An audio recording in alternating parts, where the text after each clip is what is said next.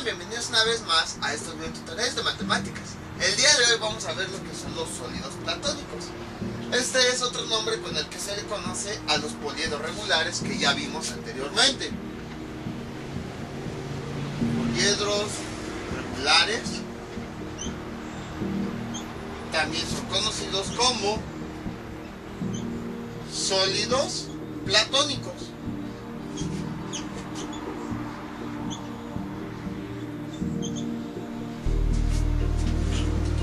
Entonces, son conocidos así en honor a Platón, que fue de las primeras personas que estudió estos cuerpos geométricos. Antiguamente, ya hace muchísimos años, los 5 poliedros que nosotros observamos los relacionaban con los elementos que existían en ese momento, o que se creía que eran los que construían todo lo que vemos a nuestro alrededor, es decir, con la tierra, con el agua, el aire y el fuego.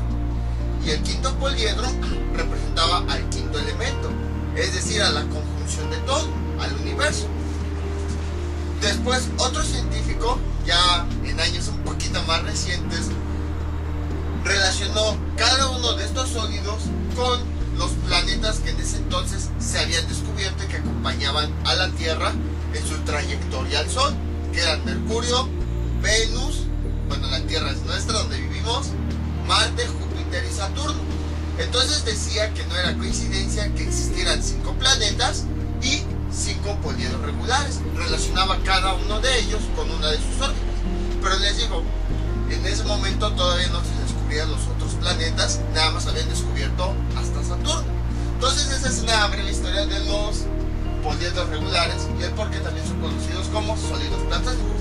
Y hay muchísimas otras cosas de misterios, de astronomía, astrología, de cosas, de leyendas, de misticismo, muchas cosas que se relacionan estos elementos geométricos. Pero bueno, eso ya se ve en otro tema. Ahorita pues nosotros vamos a ver características que faltaron. Entonces, ¿cuáles son las características principales en general de todos los poliedros regulares? Es que son convexos.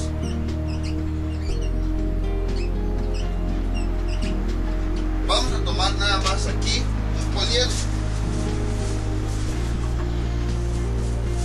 Veamos, ¿a qué se refiere con convexos? A que todos sus vértices, si se dan cuenta, están apuntando como si fueran hacia afuera del poliedro. No están metidos hacia adentro. Voy a arruinar tantito así. Entonces, todos los poliedros que sus vértices estén hacia adentro serían poliedros cóncavos. Y en este caso, todos los poliedros en donde sus vértices están por afuera, observen la diferencia, serían poliedros convexos. Entonces, a eso se refiere con que los poliedros regulares son convexos, a que todos sus vértices están apuntando hacia afuera, no están apuntando hacia adentro. Entonces, otra característica es la medida de sus aristas, que esto pues ya lo habíamos visto anteriormente. Para todos los poliedros, les traigo otro. Para todos los poliedros, la medida de sus aristas es la misma. Les digo, esto ya lo habíamos visto. Si esta mide 5 centímetros, esta también va a medir 5 centímetros, acá atrás 5 centímetros, esta 5 centímetros, 5 centímetros, 5 centímetros, todo, absolutamente todo mide 5 centímetros, bueno, en este caso. Entonces, a eso se refiere con las aristas, a que la longitud de todas, absolutamente de todas, va a ser la misma. Luego tenemos las caras. Aquí las caras habíamos comentado que tienen la misma forma y el mismo tamaño. Entonces, eso quiere decir que cada una de las caras va a tener la misma medida de área. Por ejemplo, esta, supongamos mide 10 centímetros cuadrados. Esta cara también va a medir 10 centímetros cuadrados. Esta 10 centímetros cuadrados. Esta 10 centímetros cuadrados. Esta 10 centímetros cuadrados. Esta 10 centímetros cuadrados. Bueno, todas las caras de cada uno de los poliedros va a medir el mismo valor de área. Entonces, Estas características pues ya las habíamos visto antes. Todas las aristas van a tener la misma longitud y todas las caras van a tener la misma área. Bueno, de convexos medio lo mencionamos, pero no lo habíamos formalizado como tal. Y esto es lo nuevo. O bueno, no tan nuevo. Que si nosotros observamos los vértices,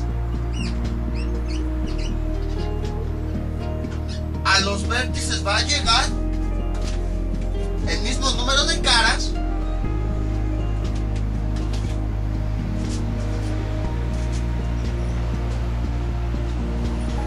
y el mismo número de aristas. Nada más, por ejemplo, por decir algo, un poliedro regular en uno de sus vértices va a tener relacionadas 7 caras y también al mismo tiempo va a tener relacionados 7 aristas. Entonces, nada más en este ejemplo observamos que tenemos el mismo número de caras que número de aristas. Entonces, si un poliedro en uno solo de sus vértices tiene tanto la misma cantidad de caras como de aristas, decimos que es un poliedro regular. Pero nada más con que cambie un número, o sea, por muy pequeño que sea, por ejemplo 7 caras pero 8 aristas en un solo vértice, entonces ya no es un poliedro regular, ya sería otra clase de poliedro. Por ejemplo, vamos a verlo con este vértice, que es el más fácil. Entonces contamos la cantidad de caras que tiene: 1, 2, 3, 4, 5. Tiene 5 caras. Ahora vamos a contar el número de aristas: 1, 2, 3, 4, 5. Entonces, tiene 5 aristas y 5 caras. Eso quiere decir que sí es un poliedro regular, puesto que tiene el mismo número de caras que de aristas. Vamos a ir con otro poliedro.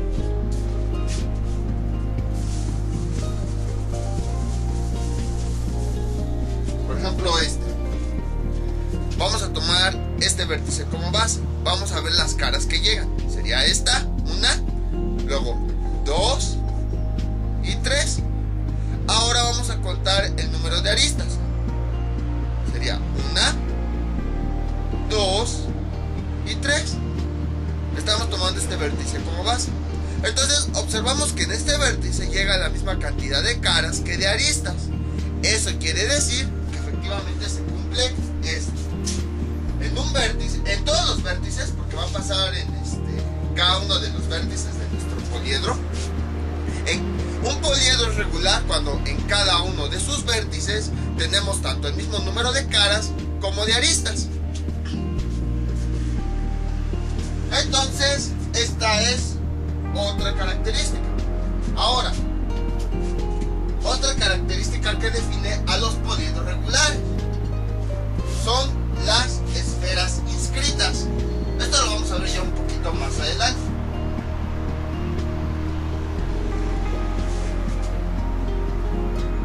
Esferas inscritas. Entonces, ustedes recordarán que ya hace algunos videotutoriales, cuando vimos polígonos, no poliedros, polígonos regulares, por ejemplo un cuadrado, nosotros observamos que podíamos trazar circunferencias alrededor de estos, dependiendo de si la queríamos alrededor de los vértices o alrededor de los lados. Algo así. Y les decíamos que eran circunferencias inscritas o circunscritas, bueno, dependiendo de la posición en la que estuviera la circunferencia. Algo similar va a ocurrir aquí. Estos poliedros regulares se pueden inscribir, o bueno, meter adentro de esferas. Por ejemplo, imaginen esto. Aquí vamos a tener una esfera rodeándolo, de tal forma que esa esfera nada más va a tocar en un solo punto a esos poliedros. Entonces, a eso se refiere con esferas inscritas. De hecho, en realidad son 3 esferas, pero les digo, lo vamos a ver más adelante. Ahorita nada más lo estamos mencionando. Esas esferas son inscritas, semi-inscrita y circunscrita. Ya las vamos a ver más adelante. Ahorita nada más con que tengan la idea de que todos los poliedros regulares los podemos meter sin problemas adentro de una esfera de tal forma que cada una de esas esferas va a tocar en unos cuantos puntos a los poliedros. Entonces, por eso les pongo esta analogía de que los polígonos regulares los podíamos inscribir adentro de una circunferencia. Lo mismo va a ocurrir con los poliedros, pero ahora en vez de circunferencia sería una esfera. Entonces, todas estas y muchas otras, pero básicamente pues son estas. Todas son las características que deben cumplir los poliedros regulares para que pues sean considerados poliedros regulares. Entonces, deben ser convexos, la longitud de todas, absolutamente todas las aristas deben medir lo mismo, el área de todas las caras debe ser la misma, en cada uno de los vértices vamos a tener tanto el mismo número de caras como de aristas, y por último, que todos estos poliedros pueden estar inscritos de tres formas diferentes adentro de una esfera.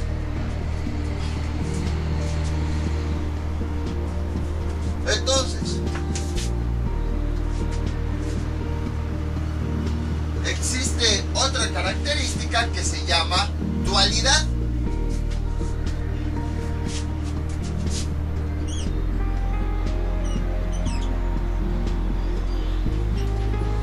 La dualidad. Pero, ¿a qué se refiere con esto? Se refiere cuando las caras de un poliedro, el número de caras de un poliedro va a ser el número de vértices del otro poliedro. Por ejemplo, vamos a poner nada más ejemplos hipotéticos. O sea, esto no sé si exista o no. Un poliedro regular que tenga 7 caras y que tenga 15 vértices. Entonces, caras, vértices. Este va a ser nuestro poliedro 1. Y ahora vamos a tener de este lado otro poliedro 2. Pero el número de caras que va a tener va a ser igual al número de vértices que tiene el otro poliedro. Entonces, es decir, va a tener 15 caras. Y ahora, el número de vértices que va a tener va a ser el número de caras que tiene el otro poliedro. Si se dan cuenta, es como si se cruzara, haciendo esto. Entonces, cuando dos o más poliedros, o bueno, solo dos, cumplen esta característica en donde el número de caras de uno es igual al número de vértices del otro, se dice que son poliedros duales o también poliedros conjugados.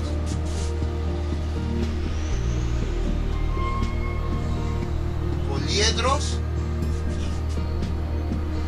duales o conjugados.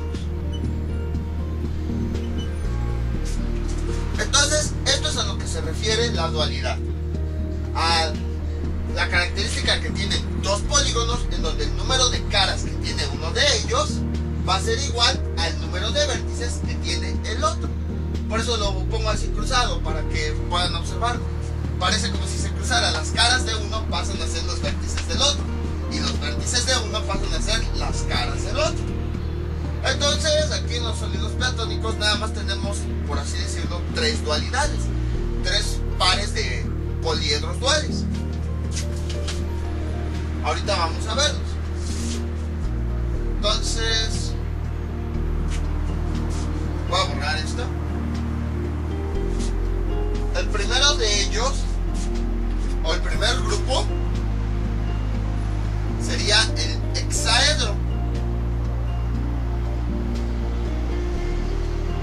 junto con el octaedro. Y también esto de la dualidad pues nos sirve para que recordemos más características de los poliedros, porque pues imagínense, estamos aprendiendo a ver, tal poliedro tiene tantas caras, tantos vértices, tantas aristas.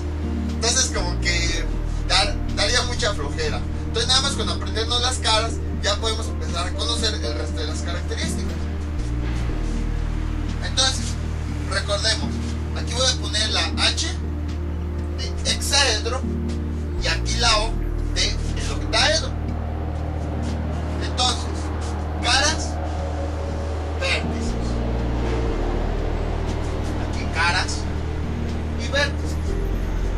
Recordemos, el hexaedro tiene 6 caras y el octaedro tiene 8 caras. Entonces, aplicando esto de la dualidad de poliedros, las caras que tiene el hexaedro, el número de caras, ahora va a ser el número de vértices.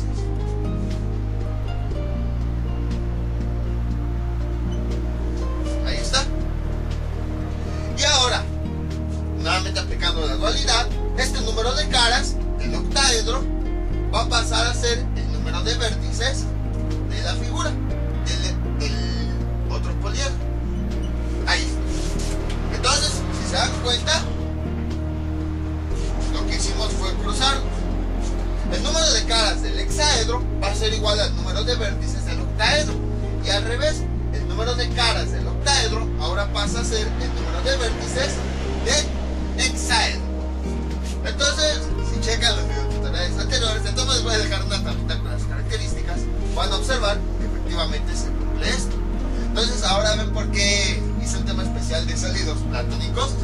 Porque primero teníamos que conocerlos de uno en uno, para que ya después habláramos de sus características en grupos de 2 o de 3 o cosas así. Entonces aquí tenemos nuestra primer dualidad de los sólidos platónicos. La primera es la del hexaedro con el octaedro. Son poliedros duales, puesto que el número de caras de uno es el número de vértices del otro. Vamos con el segundo grupo dual, que es el dodecaedro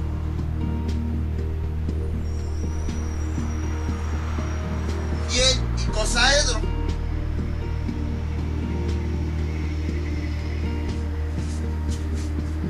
Entonces, vamos a ponerle aquí una D y aquí una I. Ahí está. Igual vamos a ponerle aquí caras, vértices, caras, vértices. Entonces recordemos, dodecaedro quiere decir 12. Entonces tiene 12 caras. Icosaedro, el icosaedro tiene 20 caras. Entonces, ahora vamos a cruzar los elementos para que sean duales. El número de caras de uno va a ser el número de vértices del otro. Y ahora al revés, el número de caras del otro va a ser igual al número de vértices de uno. Ahí está. Entonces tenemos aquí que el dodecaedro y el icosaedro es el segundo par de poliedros duales, porque el número de caras de uno va a ser el número de vértices del otro. Y al revés, ahora el número de caras del icosaedro va a ser el número de vértices del dodecaedro.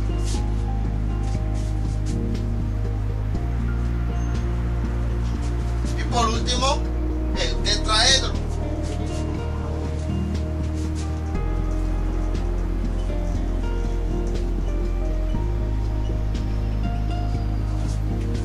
Pero ya tenemos los 5 sólidos platónicos. Perdón, los 5 sólidos platónicos que habíamos visto. Entonces, si se dan cuenta, para que haya dualidad, de hecho su nombre lo dice, dual, o sea, de 2, debe haber 2 poliedros. Y aquí nada más tenemos uno. Entonces, ¿nos faltaría uno? No. Aquí el tetraedro es dual consigo mismo.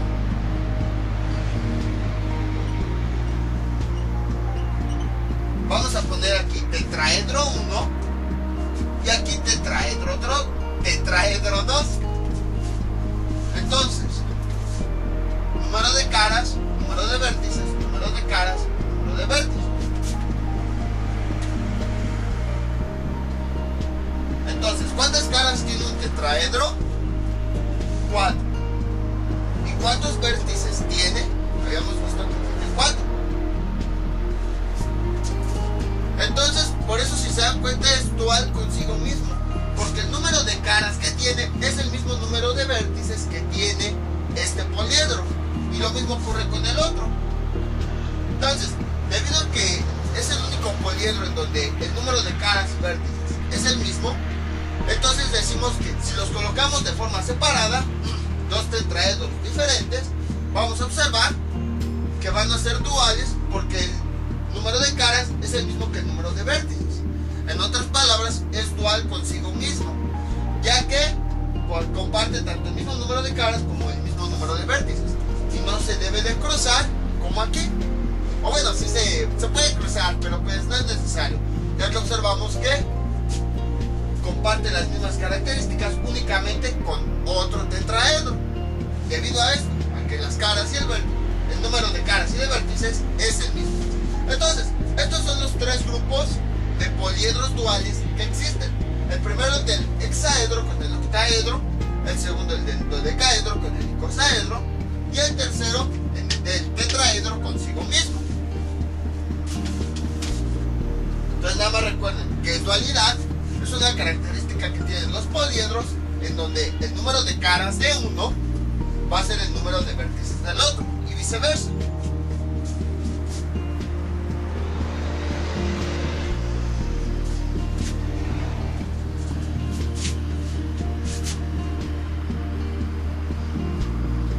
Y ya por último vamos con las simetrías.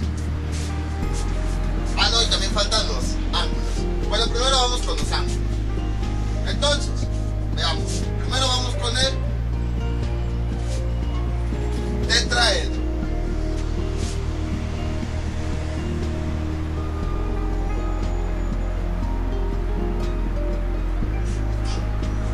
Entonces, veamos. Aquí está. Tetraedro. Lo que nosotros habíamos visto era el ángulo que había entre dos planos. Pero ahora, el que nos interesa es el ángulo que hay en cada uno de los vértices. O sea, nosotros vimos la separación que hay entre los planos que generan a una arista. Pero ahora nosotros queremos saber el valor del ángulo que hay en cada uno de los vértices. Para este caso, observamos cualquiera de los vértices. Es lo mismo, vamos a observar este. Tenemos tres planos que llegan a ese vértice. Por lo tanto, es un ángulo triedro. O sea, porque llegan tres planos.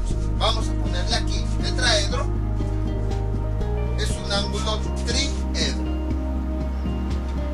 Creo que no, ya no pinta.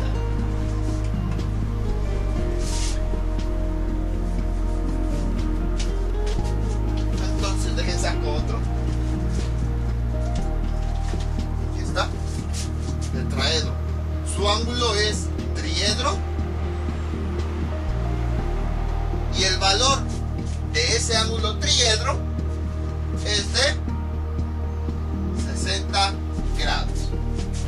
Entonces, este es el valor del ángulo triedro ángulo triedro de un tetraedro. O sea, no se confundan. Este es el nombre del poliedro y este es el nombre que recibe el ángulo. Recordamos que el nombre que recibe el ángulo se debe al número de caras que están llegando. Entonces, aquí tenemos nuestro tetraedro. Tomamos como referencia este vértice. Va a ser lo mismo para todos. Y observamos que están llegando tres caras.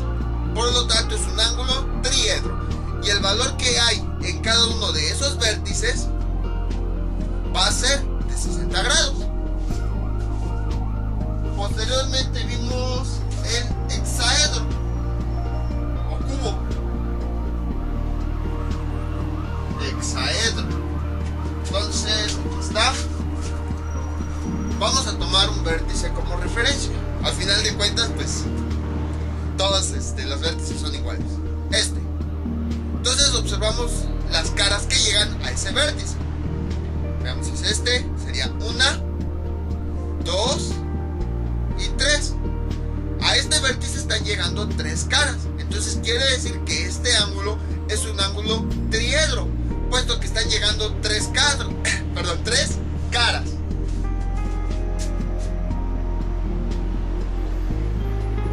Triedro. El valor de cada uno de los ángulos triedros que hay en cada vértice es de 90 grados. Posteriormente vimos el octaedro.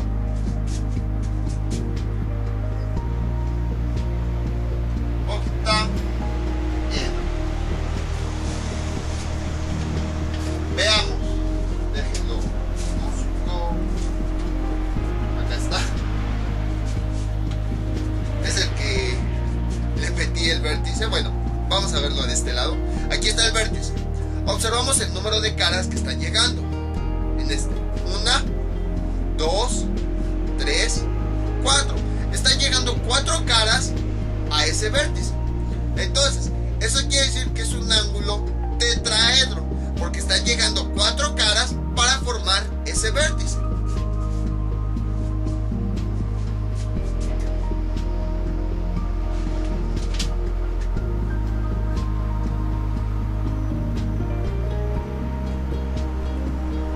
Ahí está. Y entonces, el valor de ese ángulo es de 240 grados. Entonces les digo, no se confundan. Este es el poliedro y este es el nombre del ángulo. El ángulo se nombra debido al número de caras que llegan a cada uno de sus vértices. Aquí tri quiere decir 3, edro caras. Entonces este ángulo se forma por 3 caras. Y aquí tetraedro estamos hablando del ángulo, que ese vértice se forma porque ahí están llegando 4 caras. Posteriormente vimos el dodecaedro.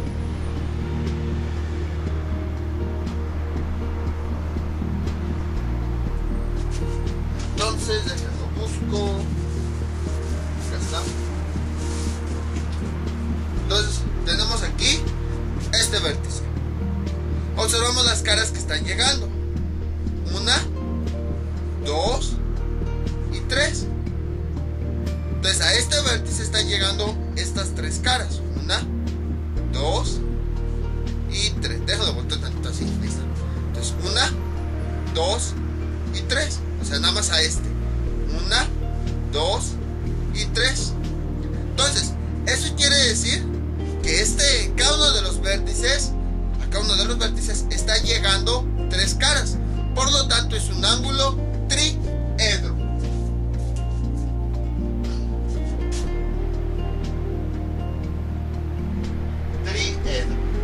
Que el valor de cada uno de sus ángulos triedros es de 324 grados.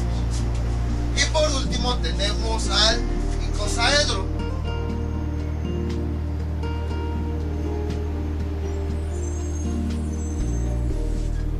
Entonces, veamos. El icosaedro, acá está. Entonces, vamos a tomar este vértice como base. Vamos a ver cuántas caras están llegando a ese vértice. 1, 2, 3, 4 y 5. Están llegando 5 caras a este vértice. Entonces, quiere decir que este ángulo es un pentaedro.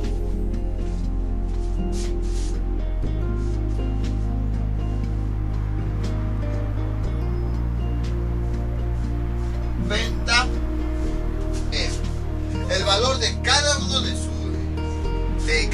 del ángulo que hay en cada uno de sus vértices es de 300 grados. Y entonces estos son los valores de los ángulos que hay en cada uno de los vértices de cada poliedro regular. Pero les digo, no se confundan. Estos ángulos son los que hay en los vértices. Los que vimos en videotutoriales anteriores se refiere al ángulo que hay entre 2 caras.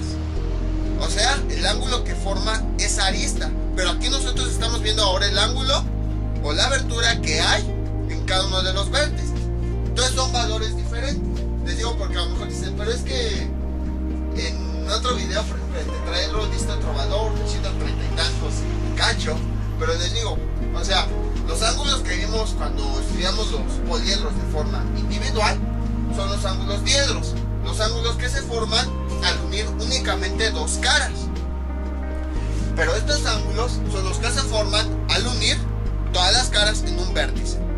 Entonces son ángulos diferentes.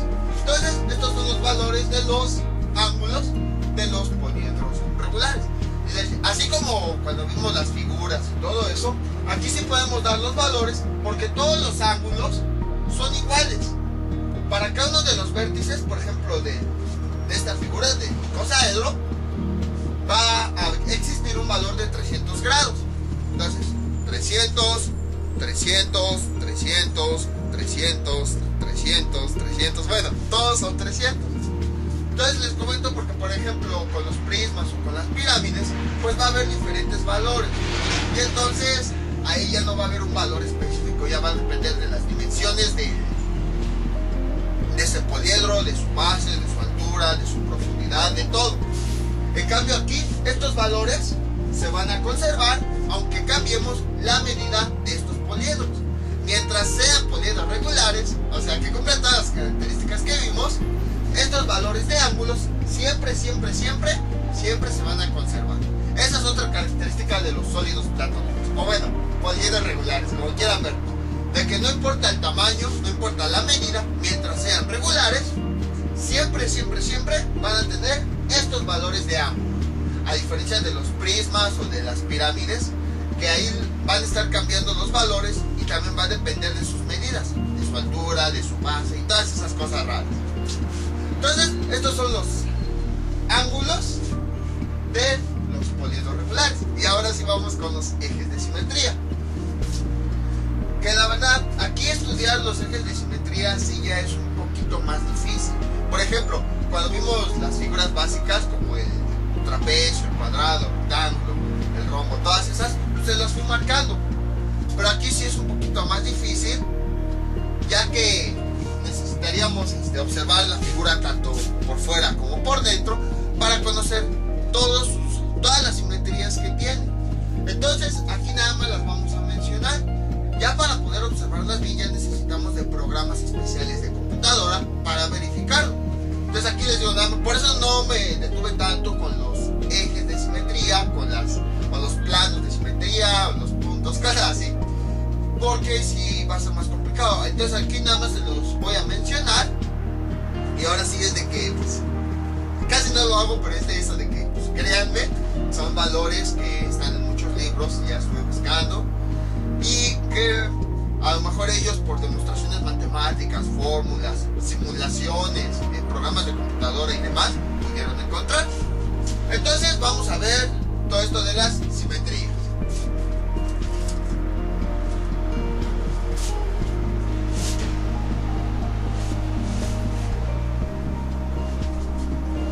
Entonces, en los poliedros existen tres simetrías.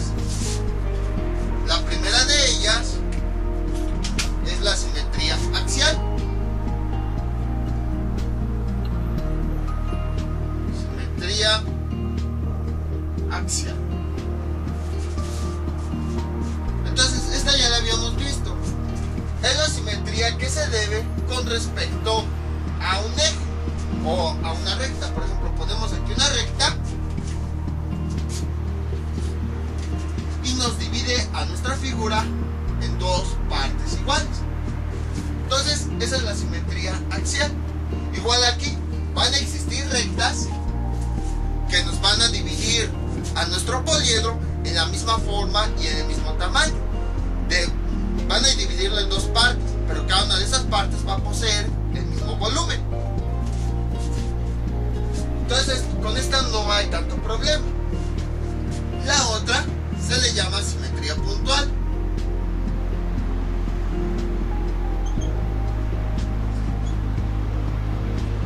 Como habíamos visto anteriormente, ya con las figuras, si una figura posee varios ejes de simetría, por decir así, todas llegan a un mismo punto. A ese punto se le conoce como centro de simetría. Entonces, algo similar va a ocurrir aquí. Todos los ejes de simetría que tengan cada uno de los poliedros van a llegar a un punto. Y ese punto va a ser el centro de simetría. Muchas de estas simetrías, muchos de estos ejes de simetría coinciden con las diagonales del poliedro. Entonces, si se dan cuenta, como que el puntito que se genera al unirse todas las diagonales va a coincidir con el centro de todas las simetrías que posee dicho poliedro.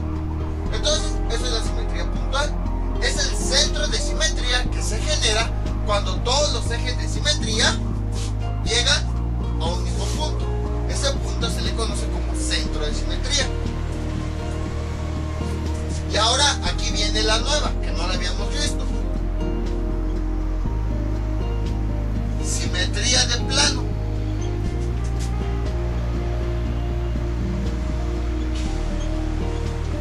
Entonces, ¿a qué se refiere esto?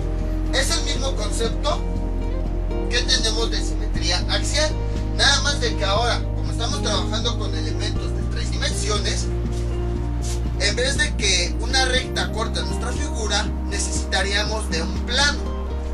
Porque, por ejemplo, tengo aquí mi figura, voy a trazar nada más una recta. Aquí. Ahí está, ya tracé una recta.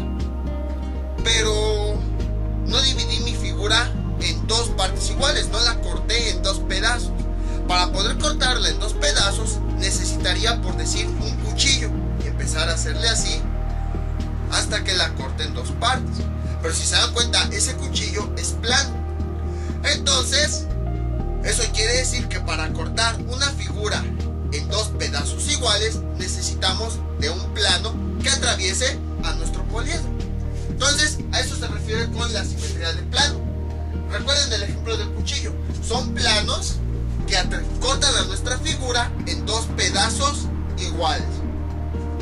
En vez de que sea una recta, ahora es un plano, como si fuera un cuchillo o una hoja que la vamos a pasar así y nos va a cortar a nuestra figura en 2 pedazos iguales. Y bueno, aquí como pueden observar, pues la recta no nos las corta. Quizás nos lo divida, pero no nos está cortando nuestra figura. Entonces, esa es la simetría del plano. Es la simetría que existe debido a que los planos cortan a nuestra figura en 2 partes. O sea, pero literal, la cortan en 2 pedazos. Entonces, son las 3 simetrías que existen dentro de los poliedros regulares. Y ahora vamos a ver en cada una de las figuras. Entonces, primero empezamos con el tetraedro. Les digo, aquí es donde me tienen que creer el dato, o sea, porque sí es un poquito difícil visualizarlas. Ya necesitaríamos programas de computadora. Hay algunos, como por ejemplo uno que se llama, que es muy utilizado, GeoGebra. Este, por si lo quieres descargar.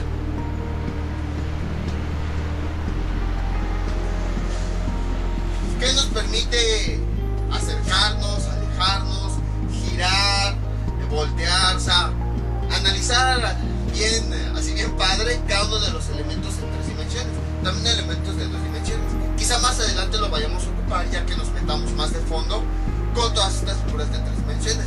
Pero ahorita pues nada más estamos presentándolas. Entonces, ¿por qué les digo esto? Porque pueden empezar, pueden descargar este programa, o sea, es gratis, es para estudiantes, no crean que hay que pagar mucho, no, la misma página lo pone gratis a su disposición. Entonces, pueden descargarlo y empezar a jugar con ese programa. Les digo, está bien padre, es muy interactivo. Pueden ver, por ejemplo, qué pasa cuando cambiamos el radio, cuando cambiamos un lado, una forma. Podemos cambiar lo que nosotros queramos. Entonces, ahora sí, ¿por qué les comento esto? Porque si ustedes empiezan a meterse con esto, también pueden trabajar con este tipo de poliedros. Y ahí ya podrían comprobar cada una de las simetrías que existen.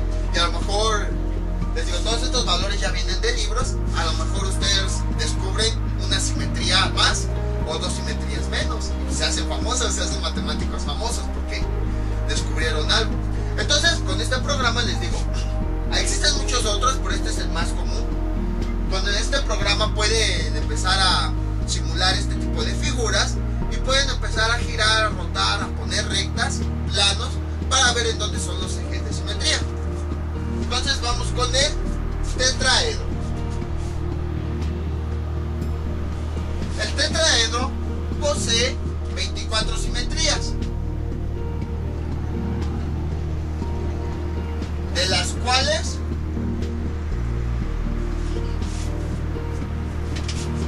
déjenme si pinta bien el verde, de las cuales son 6 de plano.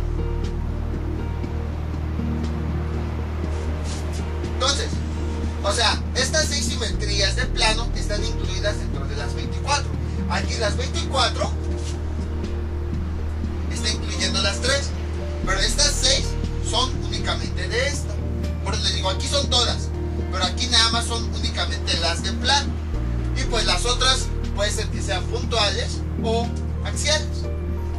todas de las 24 simetrías únicamente tenemos 6 de plano. Quiere decir que en el tetraedro podemos cortar hasta con 6 planos diferentes la figura en 2 partes igual. Ahora existen muchos poliedros que tienen este mismo grupo de simetrías, que tienen 24 y de esas 24, 6 son de plano. Entonces, a este grupo de simetrías se le conoce como simetría tetraedro o grupo tetraedro.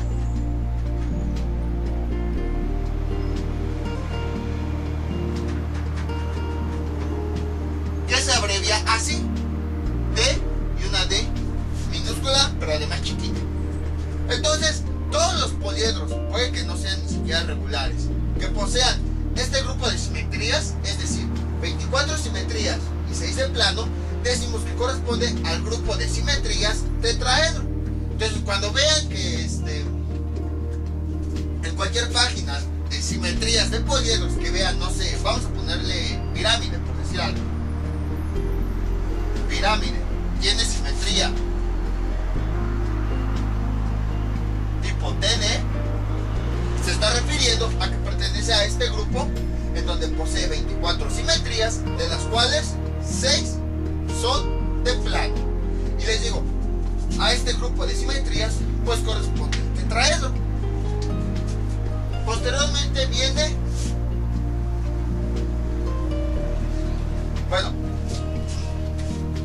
viene el hexaedro y el octaedro. Los escribo juntos porque ambos pertenecen al mismo grupo de simetrías.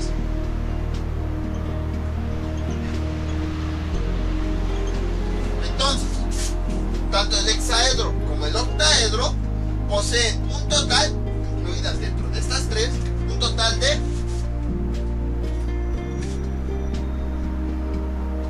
48 simetrías.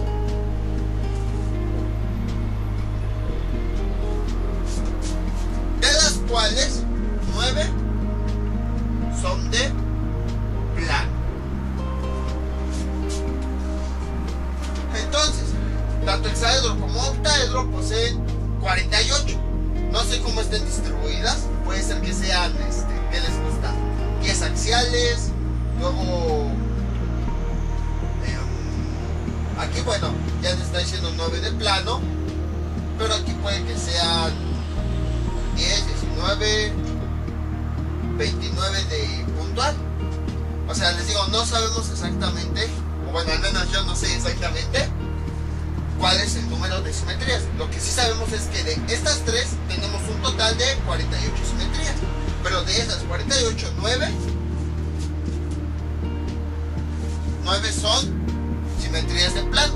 O sea que necesitamos 9 planos para partir de distintas formas nuestra figura en 2 pedazos iguales. Ahora, les digo, este es otro grupo de simetrías. 48 simetrías con 9 de plano.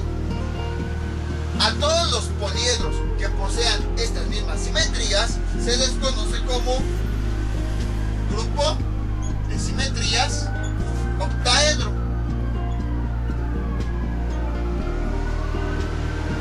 Y se abrevia así: OH.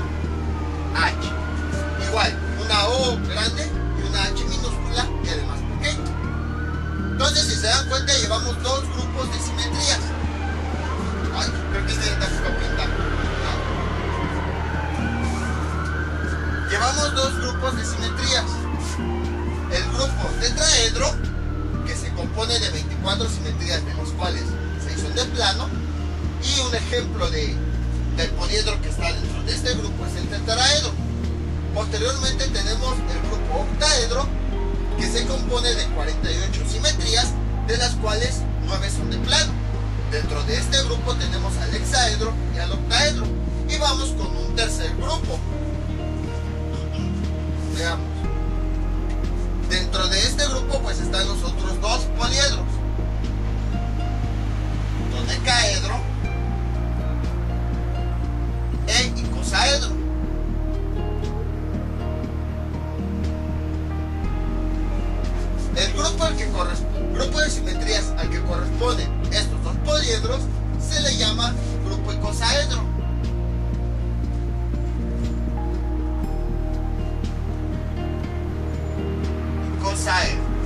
escribía así: una I mayúscula y grande y una H minúscula y pequeña. Y bueno, este grupo se compone de 120 simetrías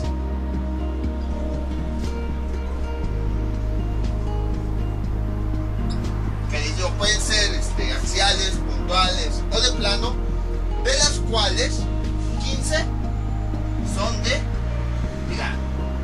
Y bueno, el resto, las 105 que quedan, se las distribuyen entre estas dos.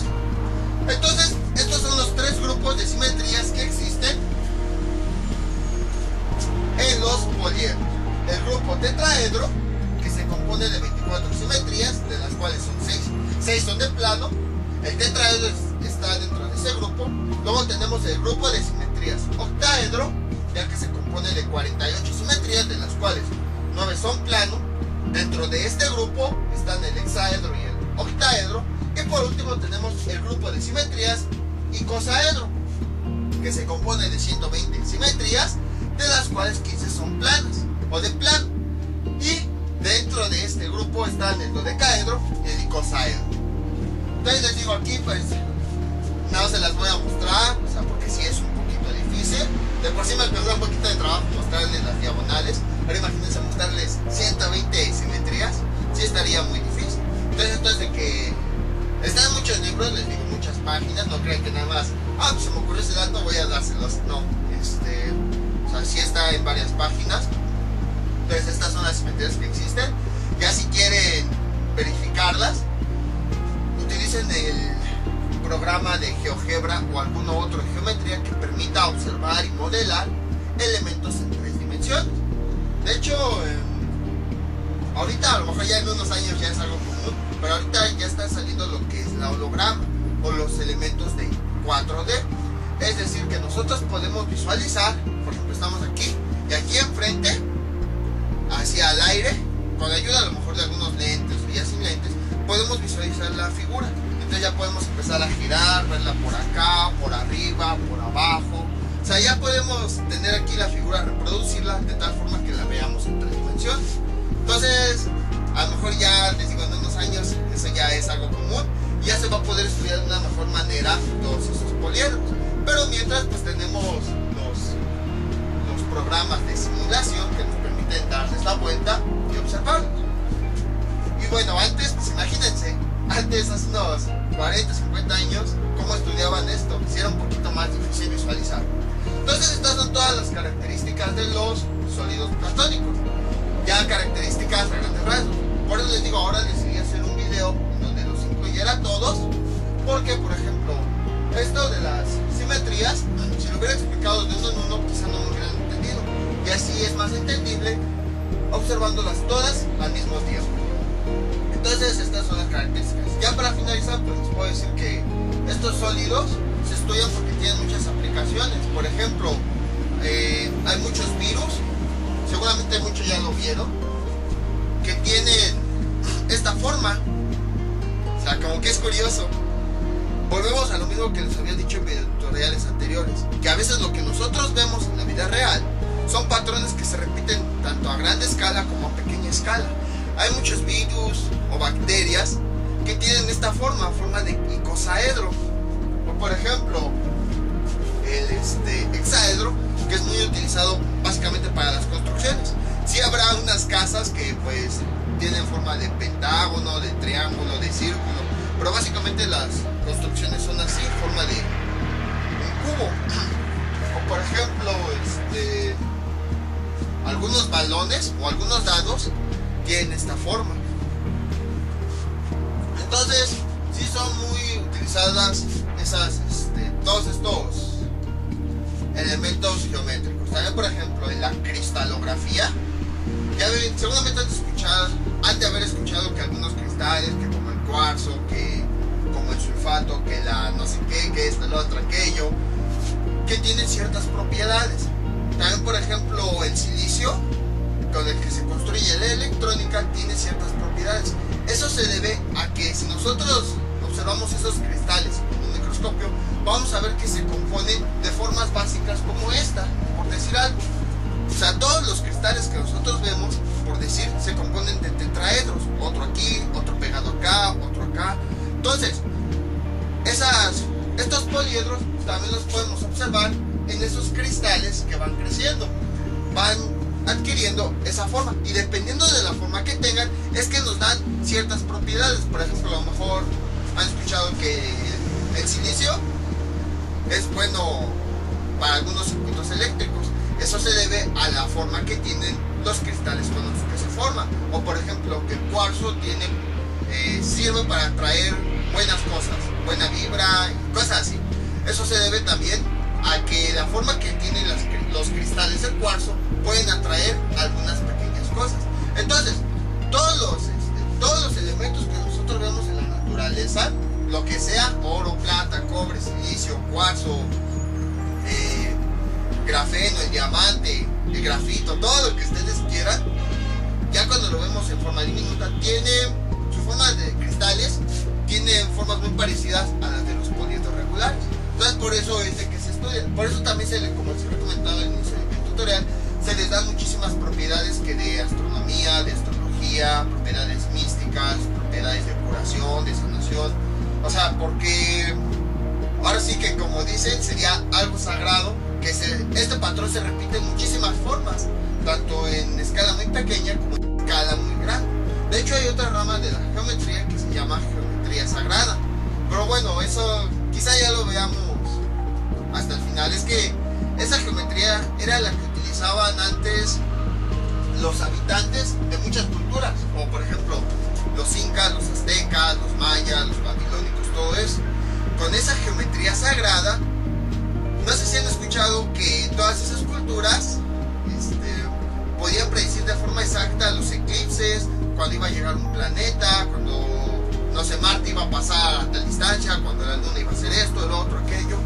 Y todos nos quedamos de cómo podían predecirlo de forma tan exacta con simple observación.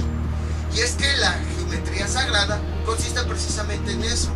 Es un tipo de geometría en donde no se realizan cálculos, sino mediante la observación de ciclos podían llegar a ciertas conclusiones.